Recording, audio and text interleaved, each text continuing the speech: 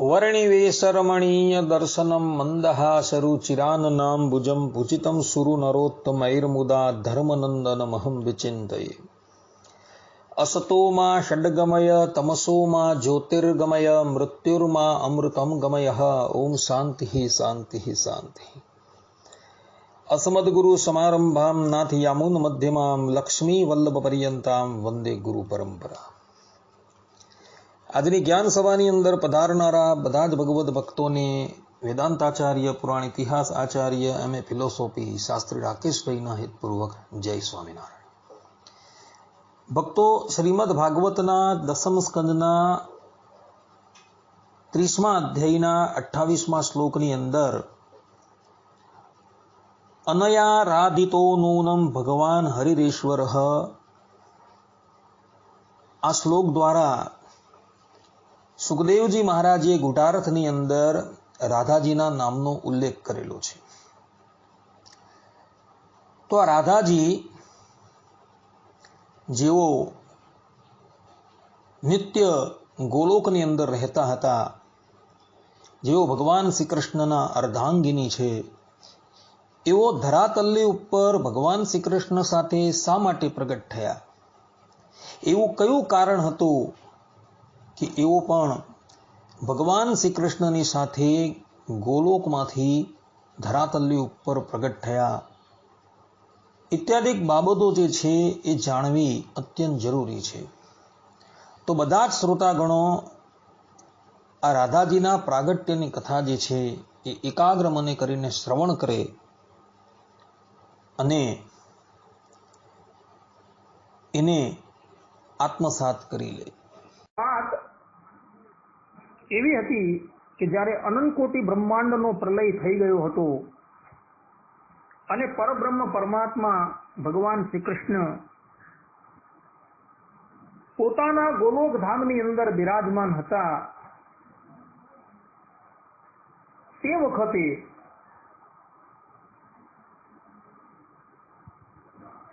વેદોએ ભગવાનનું દિવ્ય પદ્યોથી સ્તવન કર્યું, જેને આપણે વેદસ્તુતિના નામથી ઓળખીએ છીએ। એટલે ભગવાન શ્રીમદ નારાયણ એટલે કે ભગવાન શ્રી કૃષ્ણ સૃષ્ટિની ઉત્પત્તિ કરવા માટે તૈયાર થયા। ભગવાને પોતાના શ્રીઅંગમાંથી વિવિધ પ્રકારની સૃષ્ટિ કરી, ત્યારબાદ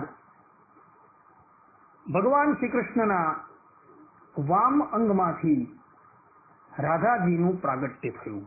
આ આખી કથા જે છે ભક્તો, એ બ્રહ્મ વૈવત પુરાણની અંદર બ્રહ્મખંડના 5મા અધ્યાયની અંદર આવેલી છે। ત્યાં સ્પષ્ટ રૂપે લખેલું છે કે ભગવાન શ્રી કૃષ્ણના વામ અંગમાંથી રાધિકાજીનું પ્રાગટ્ય થયું છે। આ જ કથા ગર્ગ સંહિતાની અંદર પણ જોવા મળે છે ભક્તો।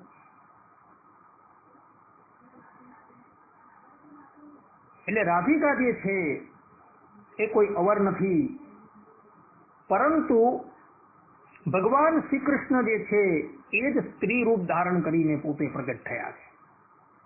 આ સિદ્ધાંત વાત છે। આ પ્રમાણે વિવિધ પ્રકારની સૃષ્ટિઓ જે છે એ ભગવાને રચી, ત્યારબાદ ભગવાન શ્રી કૃષ્ણ જે છે એ ભૂતલની ઉપર પ્રગટ થવાનો વિચાર કરે છે, પરંતુ પોતાના ગોલોક ધામની અંદર ભૂતલ ઉપર પ્રગટ થવા માટે એવું કોઈ કારણ ન હતું। એટલે ભગવાન શ્રી કૃષ્ણએ પોતે જ શ્રીદામાને એટલે કે ભગવાનના જે નિત્ય પાર્ષદ જે શ્રીદામા જે છે તેને નિમિત્ત બનાવ્યા। આખી કથા જે છે ભક્તો બ્રહ્મ વૈવત પુરાણના કૃષ્ણ જન્મખંડની અંદર 1 થી 3 અધ્યાયની અંદર આવેલી છે. એક વખતની વાત છે, ભગવાન ગોલોક ધામની અંદર આવેલા નિકુંજની અંદર પોતાની પ્રિય પટ્ટાંગના વિરજા દેવીની સાથે બિરાજમાન હતા. ભગવાન શ્રી કૃષ્ણએ શ્રીરામાને આજ્ઞા કરી કે તમે નિકુંજના દ્વારની ઉપર ઉભા રહો અને કોઈ પણ વ્યક્તિને ભીતર આવવા ન દેતા.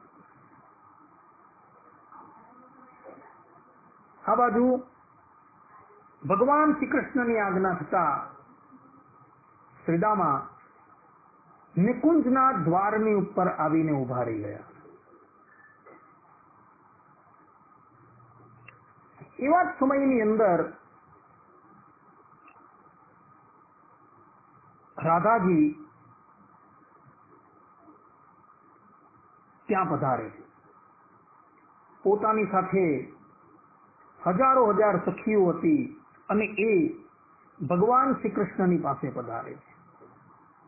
જેવા માતાજી નિકુંજની અંદર પ્રવેશ કરવા જતા હતા ને ત્યાં જ શ્રીદામા જે છે એ એમને રોકે છે.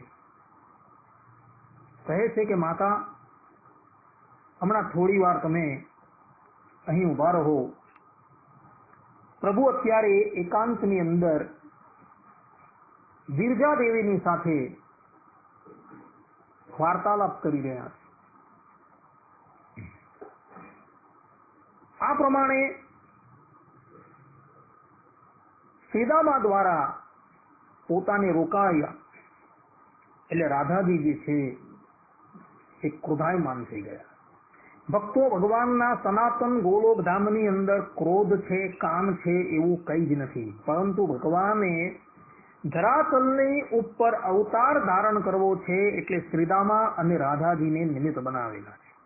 આ સિદ્ધાંત સ્થિત રાખજો ભક્તો. એટલે રાધાજી ક્રોધાયમાન થઈ ગયા અને શ્રીદામાને શાપ આપતા બોલ્યા કે રે દુષ્ટ, તું જાણે છે હું કોણ છું? હું શ્રી કૃષ્ણ ભગવાનની પત્ની છું અને તારી માતા છું, અને છતાં તું મને અંદર જતા રોકે છે. માટે જા, હું તને શાપ આપું છું કે તારે અસુર થવું પડશે. આ પ્રમાણે રાધાજીએ શ્રીદામાને શાપ આપ્યો એટલે શ્રીદામા જે હતા તે પણ ક્રોધાયમાન થઈ ગયા અને રાધિકાજીને શાપ આપતા બોલ્યા કે તમારે પણ ભગવાન શ્રી કૃષ્ણનો 100 વર્ષનો વિરહ જે છે એ સહન કરવો પડશે. તમે ભૂતલ પર જશો અને ભૂતલની ઉપર તમારે 100 વર્ષ સુધી ભગવાનનો વિરહ જે છે એ સહન કરવો પડશે. આ પ્રમાણે જ્યાં પરસ્પર શાપ અપાયા તેવા સમયની અંદર ભગવાન શ્રી કૃષ્ણ ત્યાં પ્રગટ થઈ જાય છે. બંને જણને સાંત્વના આપે છે. ભગવાન શ્રી કૃષ્ણ શ્રીદામાને પણ સાંત્વના આપે છે અને રાધાજીને પણ સાંત્વના આપે છે. શ્રીદામાના મુખે આ પ્રમાણે અસહ્ય શાપ જે છે એ નીકળો એટલે ભગવાન વગર એક ક્ષણ પણ રહેવા માટે શક્તિમાન નથી એવા રાધાજી અતિશય શોકાતુર થઈ ગયા. ભગવાને એમને સાંત્વના આપી અને કહ્યું કે હે રાધા, મારે ભૂતલની ઉપર પ્રગટ થઈને અનેક જીવોના કલ્યાણ કરવાના છે એટલે આ એક નિમિત્ત બનાવેલું છે. ભૂતલની ઉપર તને મારો 100 વર્ષનો વિયોગ થશે, પરંતુ સ્વપ્નની અંદર તારું અને મારું મિલન થતું રહેશે. આ વાત ગર્ગ સંહિતાની અંદર પણ લખેલી છે ભક્તો. આ પ્રમાણે પરસ્પર સાપ થયા બાદ શ્રીદામા જે છે એ ભૂતલની ઉપર શંખચૂડ નામનો રાક્ષસ થાય છે અને ભગવાન શંકર દ્વારા એને યુદ્ધની અંદર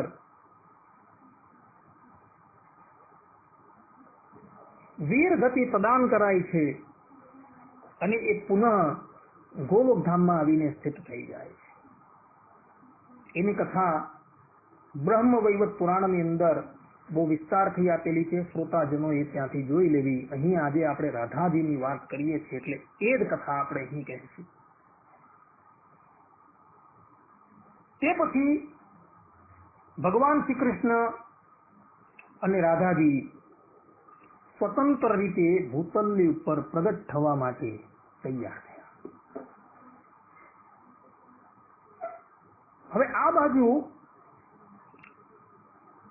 શું થયું? સ્વર્ગલોકની અંદર એક ઘટના બની કે સ્વર્ગલોકની 3 અપ્સરાઓ જે હતી એ અપ્સરાઓ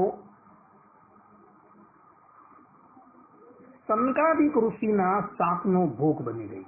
આ આખી કથા બ્રહ્મ વૈવત પુરાણની અંદર આવે છે. તો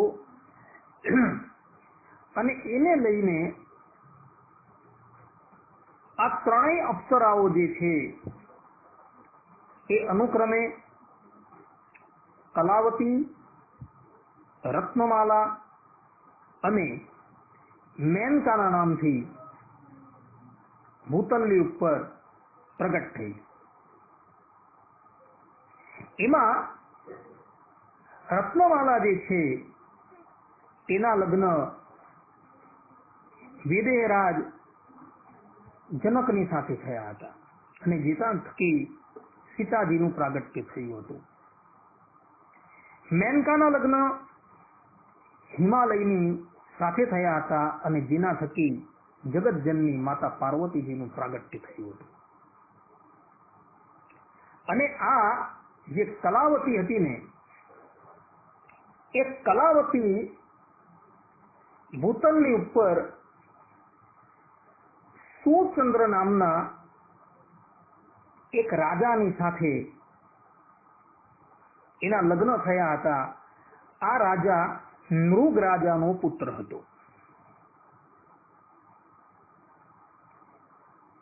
ગર્ગ સંહિતાની અંદર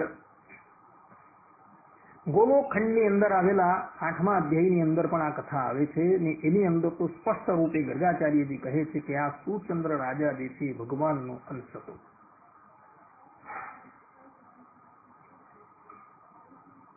ઘણા વર્ષો સુધી ગ્રહસ્થ આશ્રમનો ઉપભોગ કર્યા બાદ આ સુચંદ્ર નામનો રાજા અને કલાવતી જે છે એ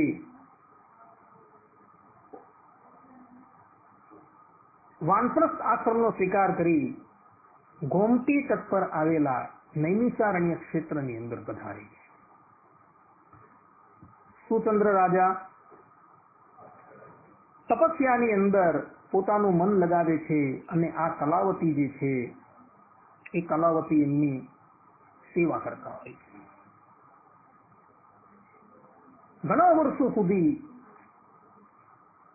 તપસ્યા કરતા રહ્યા ત્યારે બ્રહ્માજીએ એમને પોતાના સાક્ષાત દર્શન આપ્યા અને બ્રહ્માજીએ જ્યારે આ સુચંદ્ર રાજાને મનોવાંછિત વરદાન માંગવા માટે કહ્યું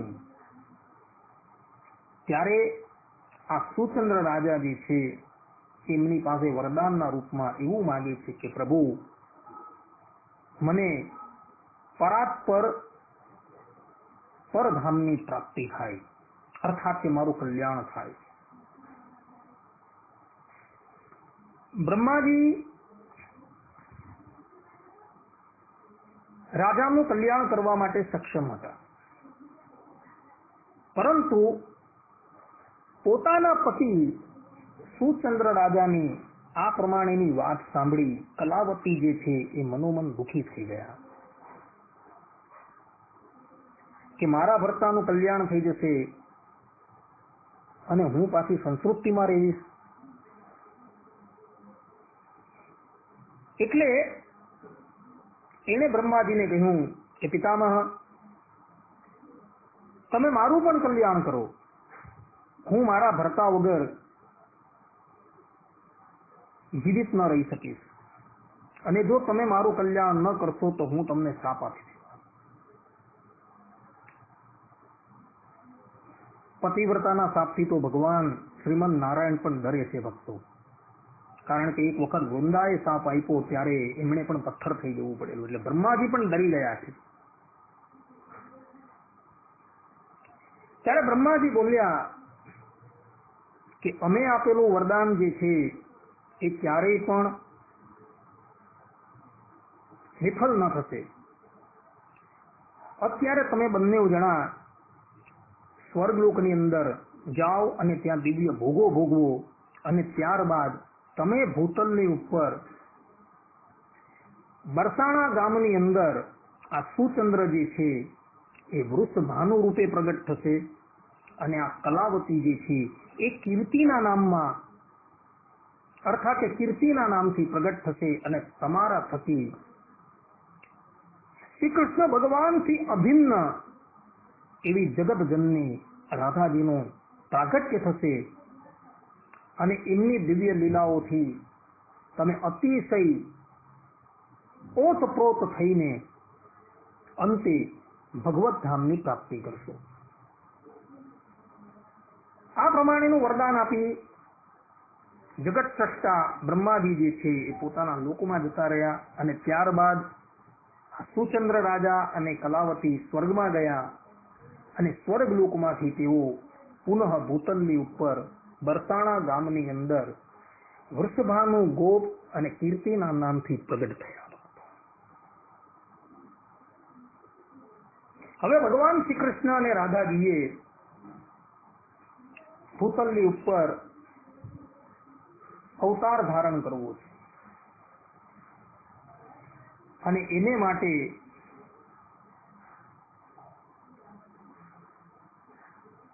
યોગ્ય જે છે એ આ કીર્તિ દેવી અને વૃષભાનુ ગોપ છે.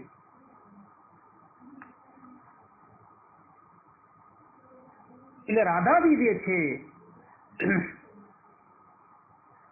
એનું પ્રાગટ્ય વૃષભાનુ ગોપને ત્યાં થયું, અને ભગવાન શ્રી કૃષ્ણનું પ્રાગટ્ય જે છે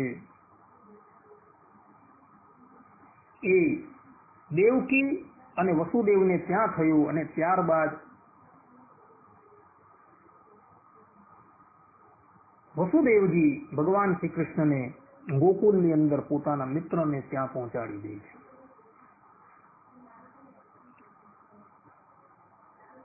ભગવાન શ્રી કૃષ્ણ અને માતા રાધા એ ક્યારેય પણ દેવકી અને કીર્તિજીના ગર્ભની અંદર આવ્યા નથી ભક્તો. આ ખાસ તમે સાંભળી લેજો. આ વાત જે છે એ બ્રહ્મ વૈવર્ત પુરાણની અંદર કૃષ્ણ જન્મ ખંડની અંદર અધ્યાય 6 માં લખેલી છે. તો કોઈને શંકા થાય કે દેવકીજીનું ઉદર જે છે, કીર્તિજીનું ઉદર જે છે એ ફૂલેલું હતું, તો એની અંદર શું ભગવાન શ્રી કૃષ્ણ અને રાધાજી ન હતા? ન હતા. ભગવાન શ્રી કૃષ્ણ પોતાના સ્વમુખે આ બ્રહ્મ વૈવર્ત પુરાણની અંદર કૃષ્ણ જન્મ ખંડના 6થા અધ્યાયની અંદર કહે છે કે તે વખતે દેવકીજી અને કીર્તિ દેવીને એવું લાગતું હતું કે મારા ગર્ભની અંદર બાળક છે, પરંતુ યોગ માયાએ એમનું જે ઉદર જે છે એ પોતાની માયાથી પૂરી દીધેલું હતું, અંદર હવા ભરી દીધેલી હતી, અને એને લઈને એ લોકો એવું વિચારતા હતા કે મારા ઉદરની અંદર બાળક છે. જે વ્યક્તિએ જોવું હોય તે બ્રહ્મ વૈવર્ત પુરાણની અંદર કૃષ્ણ જન્મ ખંડનો 6થો અધ્યાય જે છે એ જોઈ લે. ત્યાં વસ્તુ સ્પષ્ટ લખેલી છે. ભગવાન શ્રી કૃષ્ણ પોતાના સ્ત્રી મુખે કહી રહ્યા છે આ વાત. ત્યારબાદ ભગવાન શ્રી કૃષ્ણનું પ્રાગટ્ય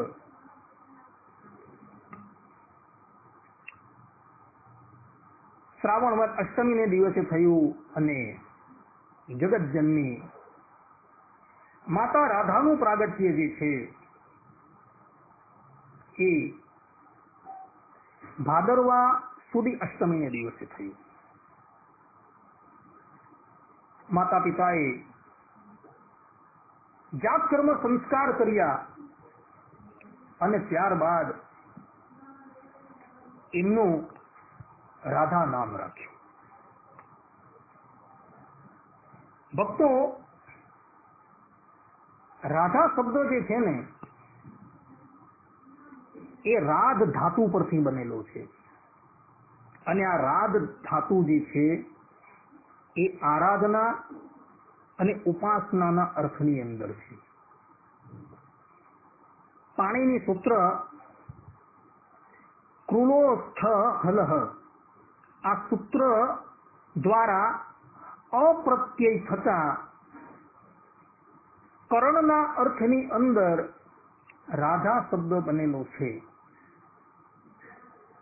અને એનો અર્થ થાય છે રાધ્યતે યયા સા રાધા, અર્થાત કે જે શ્રી કૃષ્ણની આરાધના કરે છે એ રાધા. અને આ